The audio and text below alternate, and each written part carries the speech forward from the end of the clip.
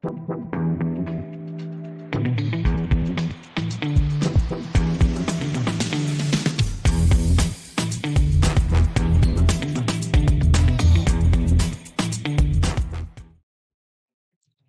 大家好，歡迎翻返嚟我哋 SMA Trader 呢個頻道。咁就多謝大家嘅支持啦。咁之前就拍咗幾集，咁就關於都係 TradingView 入邊嘅嘢。咁主要係講緊 TradingView 嘅用法啦，佢嘅用具啦，咁同埋有啲咩係可以幫助到我哋去睇清楚呢個市場啦。咁呢個就係我哋對上幾集嘅。咁我哋都會繼續喺嗰個方向嗰度落去嘅。不過今集咧，我就想同大家講下少少呢個交易入面嗰個配對呢一個概念。咁其實咧，我唔知道大家對交易呢樣嘢睇緊係點樣。咁其實咧，例如我揸住10萬蚊，咁我去買，例如我去買 Bitcoin，咁我咪買到10萬蚊嘅 Bitcoin 翻嚟咯。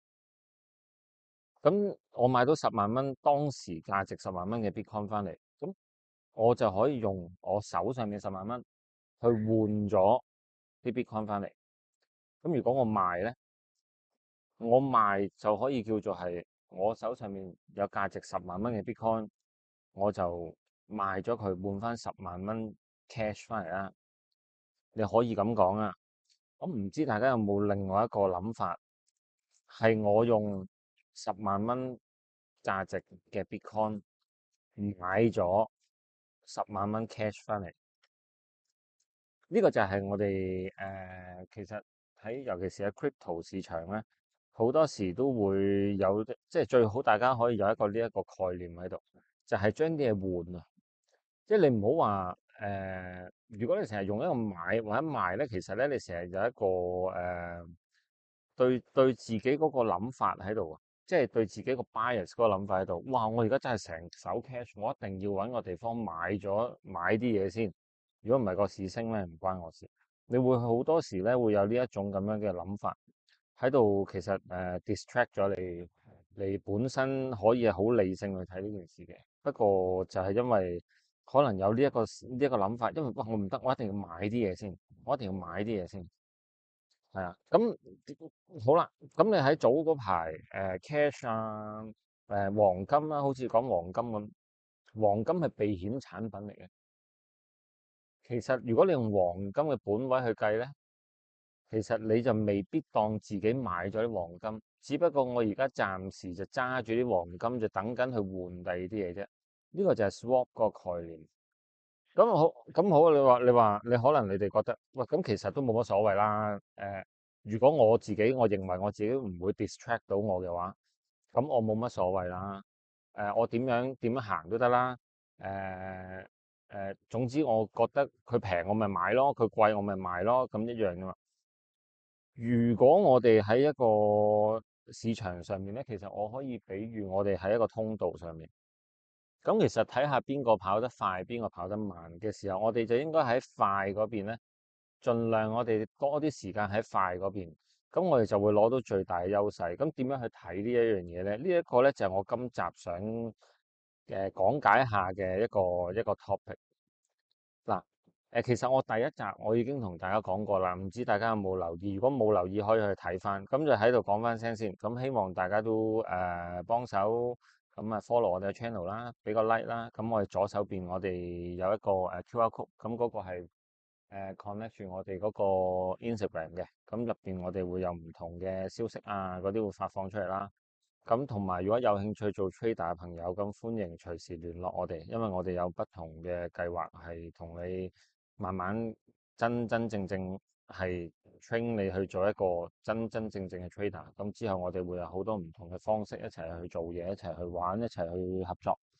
好啦，好啊，咁嗰啲唔講住啦。咁我哋而家翻嚟呢度，BTC/USD 係咩啊？BTC 行先，即係 BTC。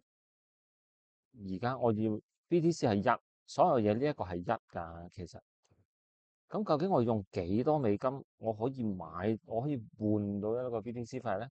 咁而家呢一個價錢咧就係107,614呢個價錢就係呢個位啦。咁好啦，我首先簡單啲先，我調轉咧，如果我 USD BTC 咧，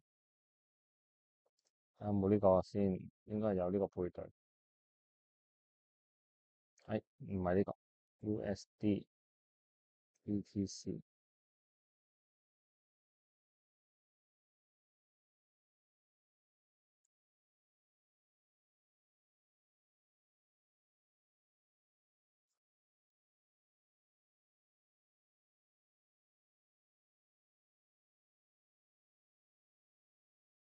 而家揾唔到呢個配對喎。之前係有，唔緊要，我哋做咗第二樣嘢先。嗱，好啦，咁我哋睇下第二個，我哋睇下 ETH，因為唔係一定有嗰個配對，可以有嗰個配對喺度嘅。我一陣間再同大家講下 BTC。頭先個 BTC 啦，呢個係以太幣啦，係咪？好啊，或者咁講啦，大家，我哋用呢一個方法咧，好冇？因為你喺我哋呢一度咧，如果你係訂閱咗嘅話咧，其實咧你可以咁樣睇嘅，你可以係加減乘除嘅，OK？咁我哋而家咁樣啦，USDT、USDT market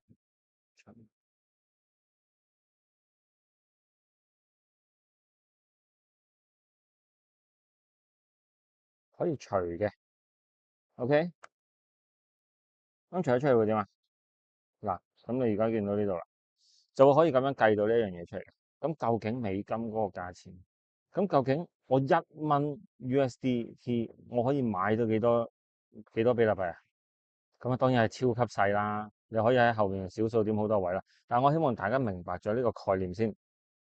咁如果大家明白咧，咁咧就好計啦。OK？咁我哋睇下嗱，頭先我哋睇過以太幣啊，我有一樣嘢咧，我哋可以睇嘅 BTC。好啦，我用翻呢個方法啦，跟翻大家。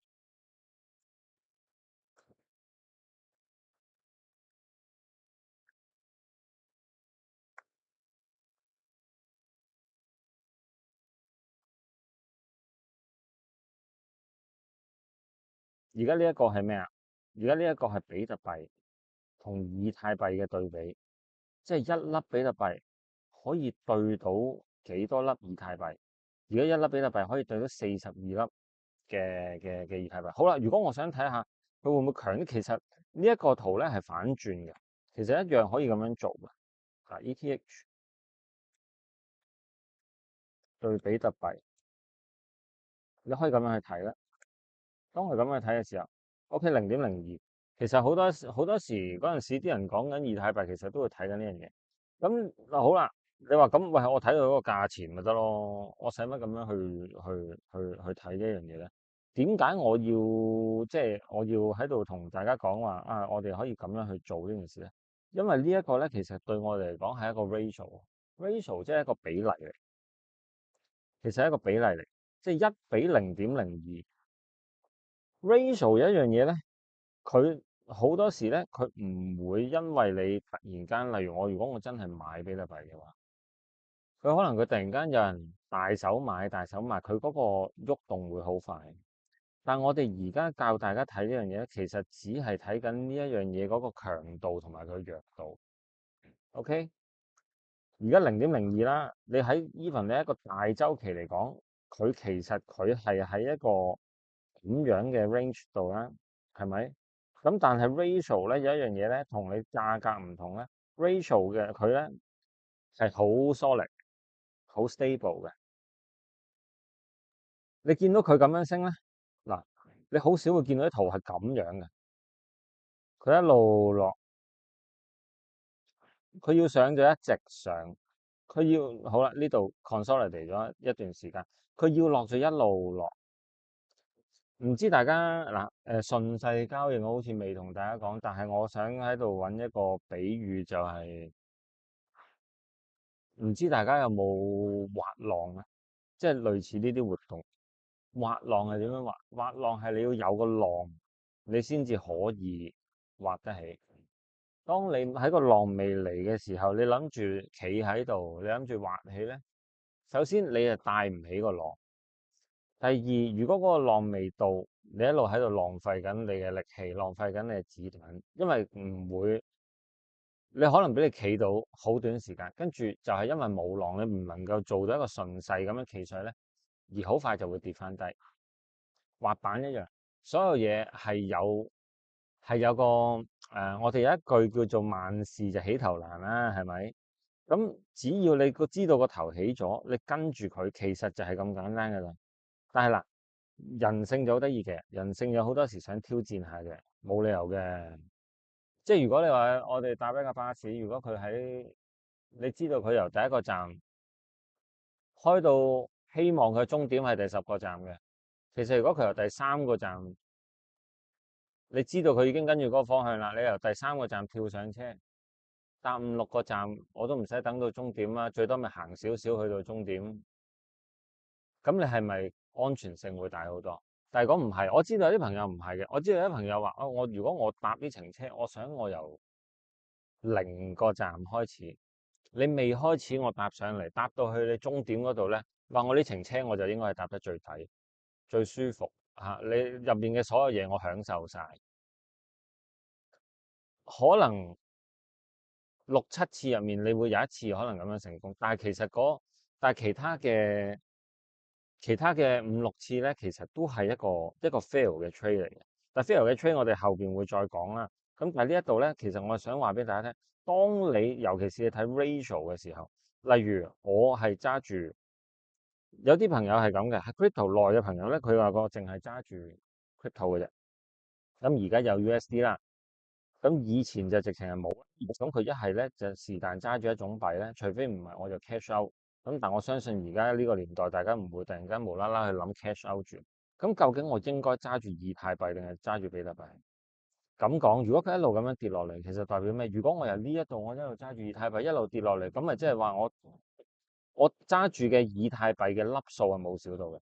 但係我一路當我想換做比特幣咧，我越換咧就越少，越等就越少。OK，呢一個位喺個歷史上面其實係一個好低、好低、好低嘅位。Unless 我哋自己會覺得，unless 你覺得以太幣根本就係完全冇價值。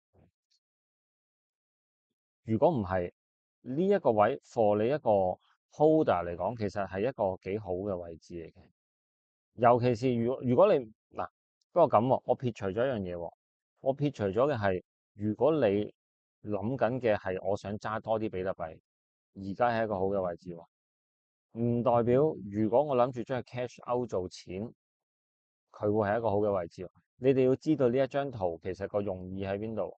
但係當你知道佢咁樣佢衝上去嘅時候，好，我當佢呢一度佢 consolidate 一段時間，佢咁樣衝上去，我係咪頭先講過？如果 ratio 當佢衝上去，其實佢係好 solid，咁佢就會有一大段路去行。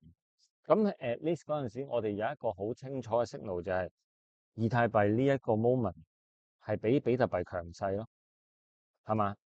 嗱，呢一個對比，我希望大家可以留意下。即係如果例如有啲朋友中意玩啲細幣啊，或者係玩啲，其實呢一類咧係 for 邊啲咧？係 for 啲資產類嘅投資，即係黃金啊嗰啲。你其實咧你可以睇下呢一個比例。嗱，等黃金睇下，同大家 XAU 比特幣同黃金嘅對比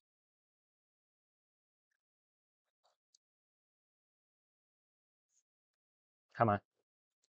呢一種咁嘅比例，其實你見到佢好 smooth 咁樣去行呢啲位，你見到好 smooth 嘅。佢一上，因為大家唔好唔記得，喂，我呢條係 weekly 嘅線嘅。佢咁樣行上去，其實佢衝咗一年。當佢一強，佢強一年。喂，你想喺呢一個位嗰度買，你想喺呢個位嗰度買，呢個位你都有可能。但係你話啊，我想喺呢一啲位置嗰度買，你見到好似幾條巴啫喎呢度。放大啲俾大家睇。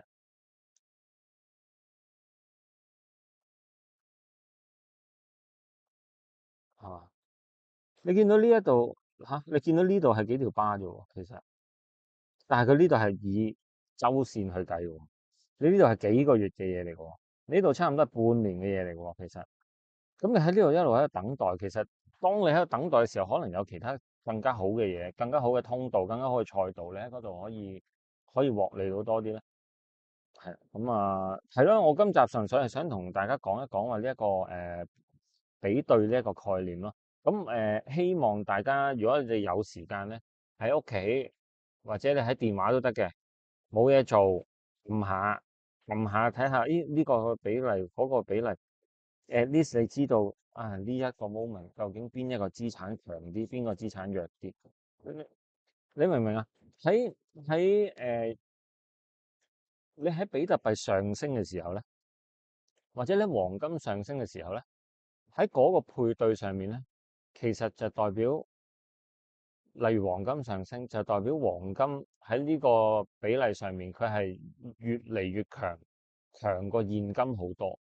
On the other hand，你講就係即係話，咦啲錢越嚟越弱勢喎，我係咪應該？如果以呢個順勢嘅講法，係咪應該要換走啲嘢？令到自己嘅損失唔係咁慘重啊！因為你再一路等落去，可能黃金佢一路佢強勢落去，到最後我都係選擇去翻黃金嗰度。到最後你手上面嘅現金可以換黃金咧，就會少咗好多。咁呢個係俾多一個 angle 大家去諗下呢樣嘢咯。你話喺圖表上面咁，大家可以慢慢即係我哋之後都會繼續講嘅。咁但係大家都可以一路研究下啦。但係大家即係 swap 呢個概念咧，係進階少少嘅，所以可能大家要少少時間去摸下到底係點樣。咁但係如果你摸清楚咧，你會發覺呢個係一個即係一個新大陸嚟嘅。係啊，即係你會揾到好多好多唔同嘅嘢，你會諗到如果我只係得一嚿資金喺度，我 keep 住應該喺一個唔同嘅賽道，其實你就最應該係睇呢一種咁嘅圖表。呢個